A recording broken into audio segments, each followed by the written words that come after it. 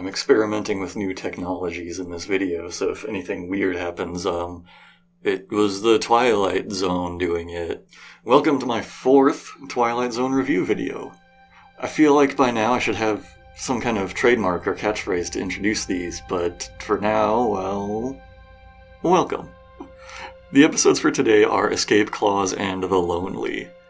So far in my videos I've been able to come up with a unifying theme for the 2 episodes that I talk about, and there could be a couple of unifying themes in these episodes. Within the episodes themselves, unifying themes are imprisonment or loneliness, but on a more meta level, the unifying theme between these 2 is that they both feature concepts that I could spend hours talking about. And I think they could be a lot more adequately explored in a format longer than 30 minutes. First up is the episode called Escape Clause, and brace yourself for this one because I know I'm going to veer off topic a lot in this one. I know that if left unchecked I would go on rambling about this for hours and hours, so I'll try to trim it down somewhat. The main character of this one is Walter Bediger, and he is a notorious hypochondriac, always feeling ill and just constantly obsessing over the short lifespan of humans and how much or how little time he has left to live. The actor playing him is David Wayne, and he is a lot of fun to watch. He just makes a huge deal out of every little thing, and his character is constantly fussing and throwing tantrums and just being really obnoxious. It's great. He's just finishing up a doctor visit to his home and kicking the doctor out because the doctor failed to find anything wrong with him, and he's kicking his wife out of the room just because, and he's sitting there wishing that he could just live just a few hundred years longer, and then the devil shows up. So really, we're now up to 3 out of 6 existing Twilight Zone episodes featuring a fateful meeting with a mysterious supernatural force. But trust me, as we go on, that 50% ratio will go down. The devil offers Walter an extended lifespan, really as long as he would like. Hundreds of years, millions of years, no matter. But if he should ever tire of the deal, there's always an escape clause. Meaning, at any point he wishes, Walter can just end the deal and surrender his soul to the devil. An interesting caveat to this deal is that not only is Walter immortal, but he is also indestructible, and he feels no pain. He tests his new immortal body by putting his hands directly on a steaming hot radiator, and feeling no pain from it.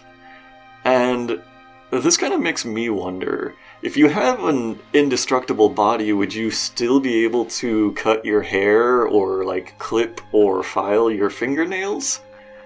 My guess would be yes. I say that mostly because hair and fingernails are technically already made of dead tissue, so if anything, maybe your hair and fingernails just wouldn't grow anymore since they kind of need to produce that dead inorganic material to, come out of you. I don't know. I mean, I'm pretty sure hair and fingernails are made of non-living tissue once they're, grown.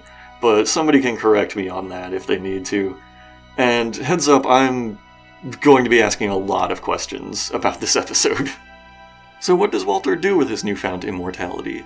His world is now full of infinite possibilities.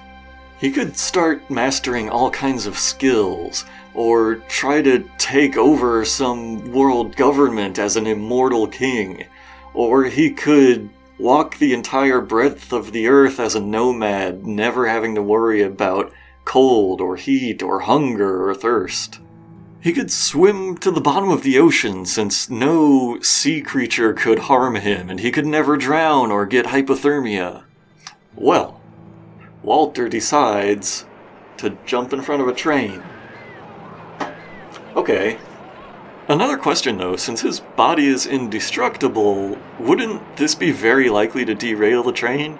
I would think it would, but maybe it's some kind of situation where his body can kind of be harmed, but just kind of instantly reverts back to its normal self.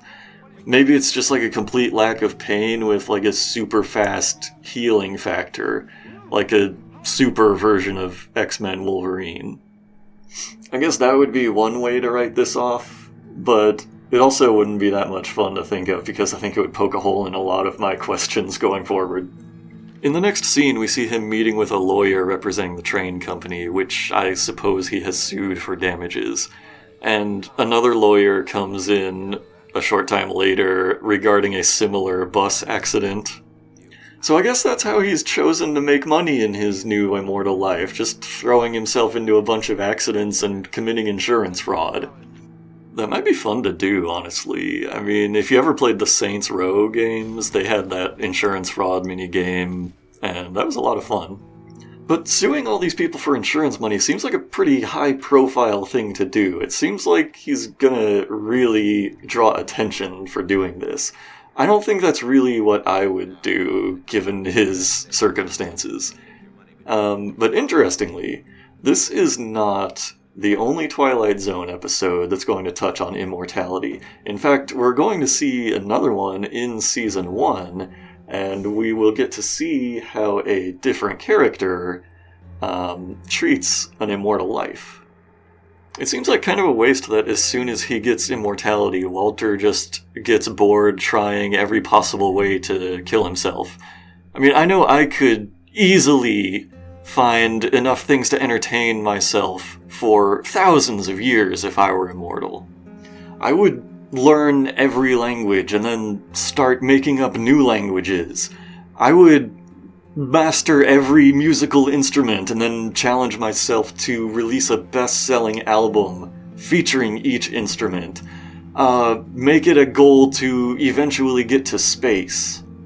Actually, on second thought, if I were immortal, I would probably avoid outer space to the best of my ability. There's always something interesting to do on Earth, but if I were to somehow accidentally end up adrift in outer space, I would just be floating through nothingness, probably for all eternity. I mean, I might eventually get pulled into the gravity of another planet or a sun or something like that, but then I would just be stuck somewhere equally boring. If I ended up drifting through space for that long, I would probably eventually just stop thinking. But that brings me to another point about immortality. Everything about the Earth is temporary. Every country that exists today, over hundreds or thousands of years, is probably eventually going to fall apart, reassemble as different countries. Languages are going to evolve to the point of no longer being recognizable. Humans, if they don't destroy the environment such that it will no longer support any kind of life, will eventually evolve into strange new forms. Speaking of which, I need to go off on a tangent from this tangent. A scary thing to me about immortality is, what if humans continue to evolve and become even more intelligent than they are now? You would eventually start to resemble just a primitive Neanderthal living among modern man. Then, one of two things could happen. If you continually had children with other humans throughout your immortal life, then you would effectively become the blueprint for human DNA. The human genome would basically be anchored to your general attributes, and mutations would become less and less extreme over time. But if you abstained from having children, or if you just had very, very few, then eventually the human race would continue evolving past your state. Eventually your DNA would become incompatible with every other living thing on Earth, and you would be the only one of your kind. Again, what scares me about this is the human race becoming more intelligent. I think the human brain is inherently limited up to a certain point, even if we are currently the most intelligent things on Earth. I mean, dolphins and chimps might eventually one day catch up to a human level of intelligence, so maybe you would have some friends among them in your immortal life. You could even migrate into the ocean and become like the dolphin prophet, living among them and teaching them all of the lessons that humans learned over the course of their collective evolution. Now, some people might not understand what I'm getting at when I say the human brain is inherently limited. You might just think that, new scientific discoveries and such will be made over time, but an immortal person could just take the time to learn. They could just read new scientific information and learn all there is to know about mathematics and just stay caught up. But the concern would be if the human brain evolves to some kind of level that we, in present day, can't conceive. To make a comparison, a housefly could live for 10,000 years, and it would never learn to speak. That's just outside the capacity of a housefly's brain. Effectively, all they know is buzz around, seek food, mate, avoid danger. And those are things that the fly does more on reflex and instinct than any kind of conscious thought. The accomplishments of 21st century humans might look like the buzzing of a housefly compared to the accomplishments of 121st century humans. So, you would run that risk of being stuck in a primitive mind among an ever-evolving society of far more advanced beings. You would either be resigned to that fate, or you would have to just keep having lots and lots of babies so the species kind of stays anchored to your unchanging form. And what a bizarre thing that would be to live through, huh? You could have thousands of presumably mortal babies over the years, and I'm sure you would see yourself in them. I'm sure most parents see themselves in their children, but hope that their children will go farther in life than they did. But as an immortal, you would see all of these versions of yourself living out what was really just your own youth. And no, they would never get as far in life as you have. They will never accomplish as much as you have in your immortal life. They would all just live out a tiny fraction of what you would see as your youngest years and then be gone in a flash. Anyway, back to what I was talking about before. Everything on Earth is temporary, and that includes the Earth itself. Whatever might happen to humans, whether they evolve into an advanced new species or die out in a mass extinction event, you will still persist. But after some millions of years, our sun would lose power and the Earth would either become completely uninhabitable to life or it would get outright destroyed somehow. That leaves your body just floating around in space, in a universe becoming less and less occupied, as more stars extinguish, more heat dissipates, more matter crumbles, and basically everything is getting reduced down to nothing. Floating in space and watching all of the stars go out one by one would probably make all of your millions of years existing on Earth look like the blink of an eye. And that's probably the moment I would choose to surrender my soul and go to hell. But knowing that that time is coming eventually, no matter what I do with my earthly life, I'd just not take the devil's offer in the first place, and just live out a normal life where I'm not necessarily condemned to hell. So anyway, after meeting with the lawyers about the insurance claims, Walter makes himself a cocktail of poisonous materials, which he drinks down, and obviously this causes him no harm either. He says it tastes like lemonade. And this brings up another question for me. There are lots of things that we as humans can do that are superficially harmful to us, but overall still helpful. So, for example, can this immortal Walter Bediger exercise and gain muscle? Because usually, if you do something strenuous, like lifting weights, and you feel a soreness in your muscles, that's because your muscles are actually being damaged as you're doing that. But the tissue gets rebuilt in a stronger form, and that's kind of where the soreness comes from. And that's why we recite the phrase, no pain, no gain. But since Walter can't be damaged in any way, then presumably he's incapable of gaining any more muscle mass than he already has. But if we can assume that he can't ever gain muscle, then what else becomes impossible? We saw him unharmed by the radiator earlier in the episode, but how much of that did he actually feel? Did he even register that as heat? Do we only feel heat as a stimulus of a kind that might eventually harm us, or do we feel that because it's something that does harm us? I guess what I'm trying to extrapolate here is Walter drinks the mix of chemicals and compares it to lemonade, which is a drink containing citric acid. Too much of that citric acid would eventually be harmful to the human body. It would do things like wear down your teeth and cause other problems. So, would a body that is completely shielded from all harm really still be able to feel that same sensation? Is it that minuscule amount of harmfulness that creates a specific sensation of taste? For another example, looking at the sun is harmful to a normal person's eyes.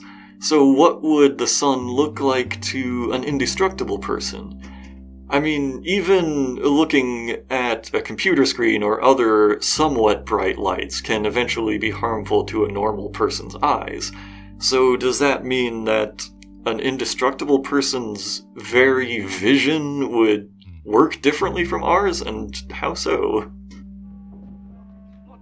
So anyway, Walter's next suicidal plan is to try jumping off the roof of his apartment building, but when he goes up there, his wife is trying to stop him, and she accidentally falls off instead. And he just totally takes it in stride. He doesn't care. He lights up a cigarette and says, "I wonder what it felt like." Well, he could easily find out. But instead, this just gives him another inspiration. He calls the police, tells them he murdered his wife, and does his best to get sent to the electric chair. But then there's a horrible twist. Instead of being sentenced to the electric chair, he is instead sentenced to life imprisonment. Now, let me just jump in front of any dramatic musical stings that might accompany this reveal and explain what a life sentence really is. Now, I can only speak for modern-day law in the United States. I'm sure that other countries have their own different systems, and the law might have even been different in the 1950s and 60s when this show was coming out. So, in 21st century USA, a life sentence can be as little as 15 years, or as many as 40 years, with a later possibility for parole.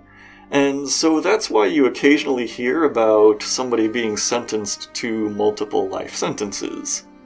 So really, a life sentence isn't forever. But to Walter, it is forever. He finds himself sitting in his jail cell, and he decides that now is the time to invoke the escape clause. So the devil shows up once again for him, and he drops dead on the spot. I'm sure you have realized by now that I have a lot of criticisms with Walter's decisions throughout this episode, and his final choice here is no exception. Even if we assume that he was, in fact, sentenced to prison without any hope of ever leaving, that still wouldn't be forever. And there's a lot of fun he could have in prison. He'd have lots of time to read books. He could learn to fight without any risk of personal harm. He wouldn't have to worry about other inmates shivving him, or about guards beating him, or being starved out or anything like that. He could effectively become the immortal king of the prison. The worst thing they could do is put him in solitary confinement where he might lose his mind. So that's another issue I didn't talk about earlier. We know Walter can't be physically harmed by things like extreme heat, but what about being harmed in mental faculties? If he were to spend some extended hours in solitary confinement, to the point that an ordinary person would start to become delirious, would that still happen to Walter? Would the kind of mental harm of that situation correspond to an actual physical harm in his brain? Or is the harm in that context more of a subjective thing? Do parts of the brain have to physically restructure in order to process new information? Because if that's the case, then he would be just as incapable of learning anything at all as he would be of building muscle mass. I guess it all comes down to whether or not a physical restructuring of the mind counts as harm or not. But even setting aside all of the possibilities that prison life would bring, I'm sure that eventually he would get out. Eventually the legal system would have to become aware that he had been imprisoned for literal hundreds of years, and I'm sure at that point scientists would want to study him. They would probably let him out of prison for that, as long as he hadn't been killing a bunch of people inside. Or there might be a prison break one day where he could get out and flee the country and assume a whole new life. He'd have all the time in the world to plot this. Even more long-term, American society might collapse one day, and the prison system holding him might one day be abolished. The building might be destroyed in some kind of bombing or collateral damage in a war. Again, when you think about how drastically any given society changes just over the course of a few hundred years, it's nothing compared to the additional millions or billions of years you would be living. Well, I think I've talked enough about the vast implications of immortality. I think it's a fascinating concept, and even though this episode is just under 30 minutes long, I think it does a fine job of exploring just one little interpretation of how immortality could go. But I would love to see the concept explored to a greater extent in more fiction. All too often, a story about immortality just boils down to, "At last, I've finally achieved immortality. Oh no, wait, I actually wish I could die now." It's a quick and easy way to affirm an aspect of human nature. We're all going to die, so naturally we want to hear stories that affirm the idea that dying is just fine. We have to accept it, so why bother thinking so much about a hypothetical situation where we wouldn't have to accept it? But I would like to see a movie or read a book that really delves into the intricacies of an immortal life, and tries to go into as much detail as possible about what a character would do with all of their time, and how they would grapple with that moral struggle of either contributing to the human gene pool versus letting the human race evolve beyond them. Feel free to leave me recommendations in the comments section if you know of anything that delves into the idea to this extent. And furthermore, comment what you would do if you were immortal. What kind of things would you fill your time with? What kind of accomplishments would you reach for? What would be your goals? And how long do you think it would be before you start wishing for death? Hopefully longer than the few days that it took this character. Well, that episode took a long time. I honestly considered making that one its own episode, but instead this is just going to be an extra long video, and I'm going to move on and talk about another episode called The Lonely. It's another very thought-provoking one, and based on the title, you might think that this is probably going to be a very sad episode.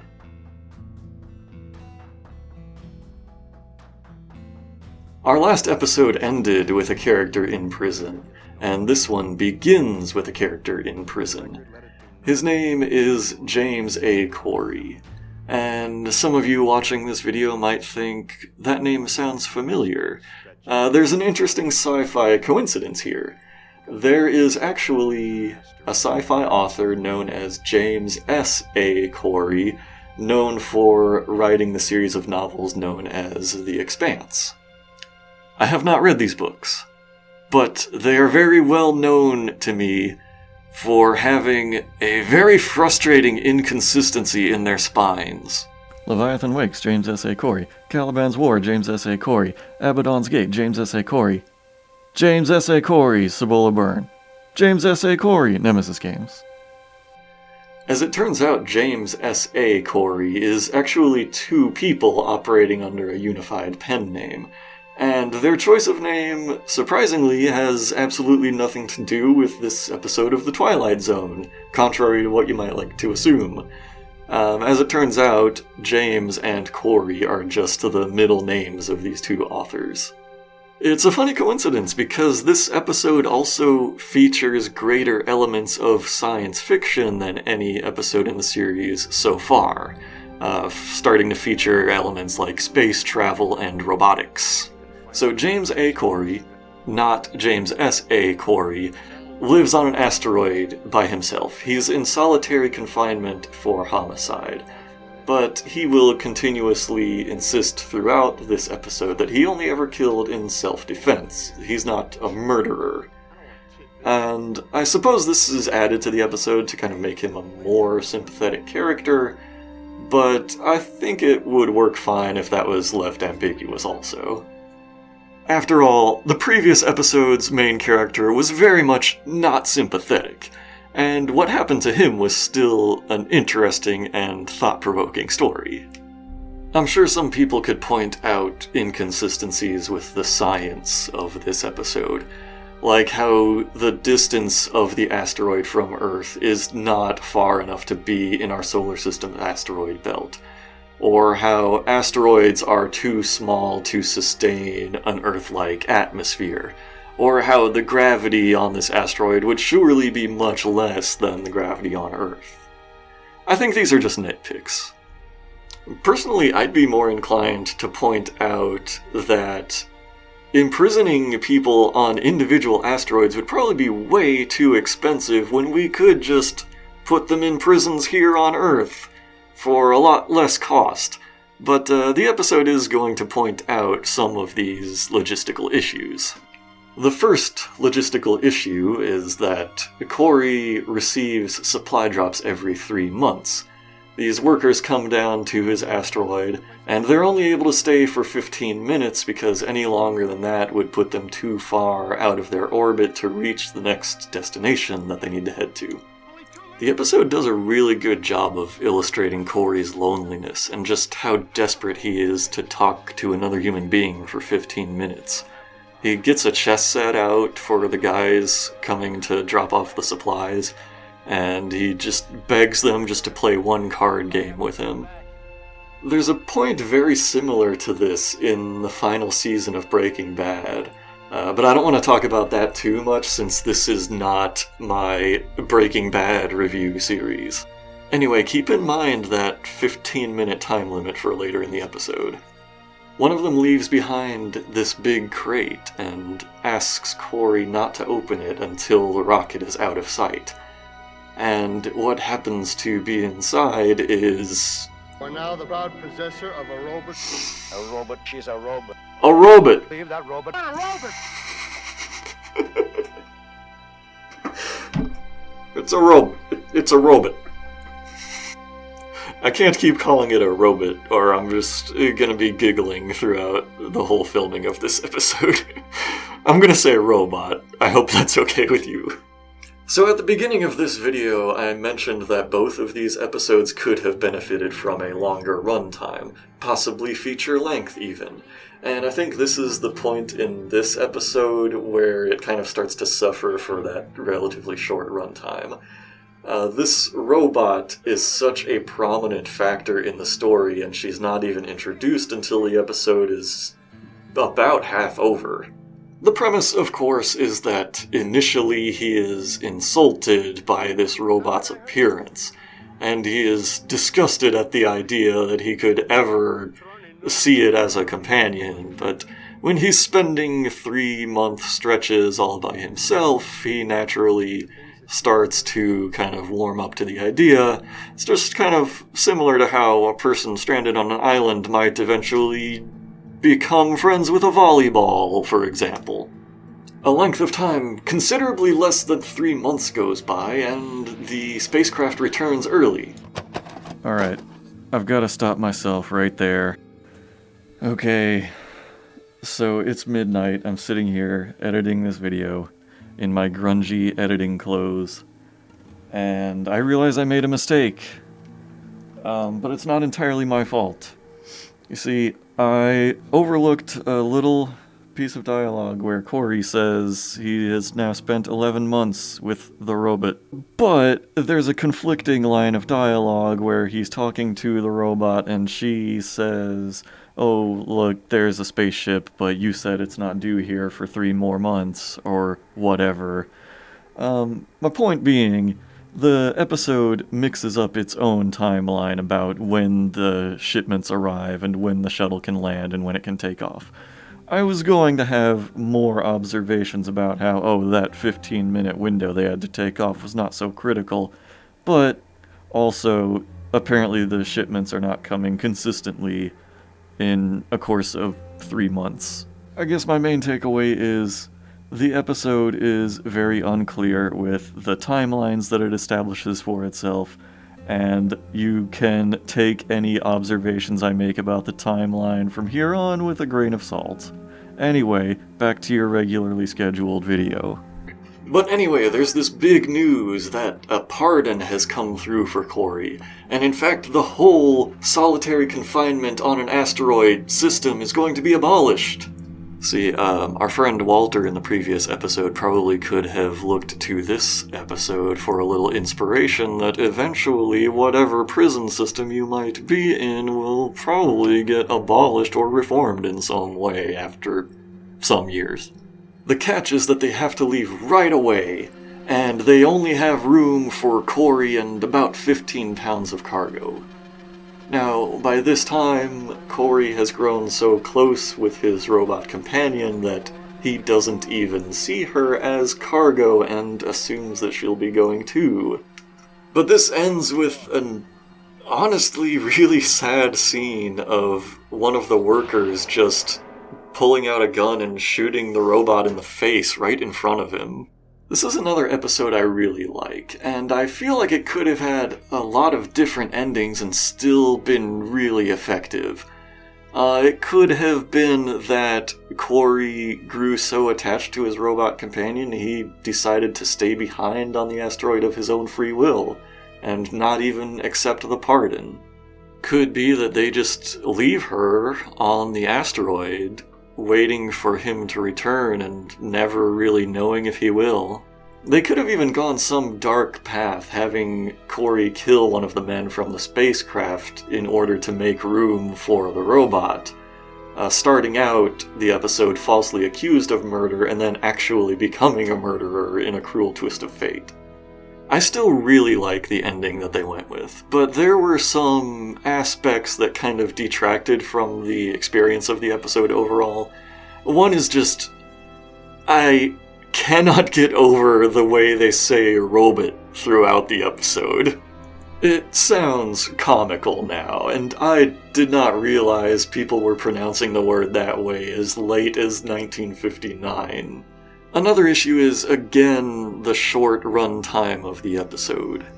Corey's relationship with the robot feels a little less believable because of how rushed it is, and I'm not just referring to the short screen time dedicated to their relationship either. It's also the fact that within the logic of the episode, they spent less than 3 months interacting. This is another case where I would love to see a feature-length movie take this concept and run with it. However, unlike the last episode, this one sort of has been done in some movies already. There's the movie Her, about a character who falls in love with an AI. And there's Ex Machina, which also has some similar themes of the line between human and machine being blurred. And really, it's kind of impressive the forethought that this episode had, given that in the 1950s, the line between human and machine was still very dense and very well defined. But really, the story of humans becoming indistinguishable from machines, or vice versa, goes back pretty far, and I would personally recommend a book like I, Robot. This one was written, I think, kind of in the 40s and or 50s, and some of the stories in this book kind of deal with a similar theme of robots becoming so advanced that some people can't tell a human and a robot apart. But it's also just a fascinating book in general, so give that one a read if you're interested in science fiction whatsoever. But I think it's a very plausible love story. I mean, if I was stranded on an asteroid and I had a robot with me that I could teach how to play chess, or teach other games and have that level of interaction with it, I think I would never get bored of it. Would I fall in love with it? I don't know. But I do find it fascinating whenever I discover some new AI on the internet that can do something amazing like guide a player through an interactive adventure like AI Dungeon does. Or one of those AIs where you can show it a picture and it will roughly describe what's in the picture to the best of its ability. I even had a lot of fun with generally simpler things like the game Facade, or Cleverbot, or to go really far back, Smarter Child, the bot that was on AOL Instant Messenger. I think AIs, even as simple as those, could serve as human interaction surrogates for people who are lonely enough. Or just people who don't want to interact with actual humans at the time. I mean, people can fall in love with just about anything. People fall in love with their anime waifus, for example. This was just a visual aid that I had to print out for the sake of another video and nothing else. People fall in love with fictional characters. People fall in love with people that they have only talked to on the internet, never met face to face, only ever spoken to them through text. People fall in love with rocks. You name it, and somebody somewhere has probably felt real love for it. I don't think we even need to go as far as incredibly lifelike robots. I'm sure we people of the 21st century have already pioneered all kinds of beautiful new forms of love that people of the 20th century didn't even imagine. For the episode rankings, I'm putting the two of these very close together, and they're both high ranking because I really love them both. Escape Clause will be sitting up at number 3. Because even though I think it's not one of the best executed episodes, it was still very thought-provoking for me, as I'm sure you are now aware. And I'm putting The Lonely at number 2 because I really liked its emotional punch, even if I think it could have worked better in a longer format.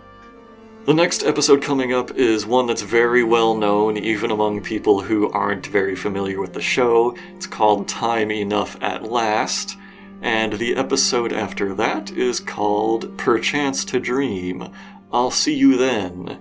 In the meantime, if you wish to financially support this video series and other projects, you can do so on Patreon. If you want to join the ranks of these fine people, follow me on Twitter or join my Discord to get updates about these projects I'm working on.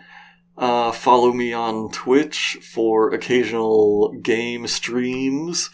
Find links for all of these things in the description of the video. Oh, and while you're there in the description checking out all those great links, you can also like the video or dislike the video, subscribe, and get notified of all of the future things I'm going to be doing, and leave some comments. I'll be more than happy to hear your thoughts.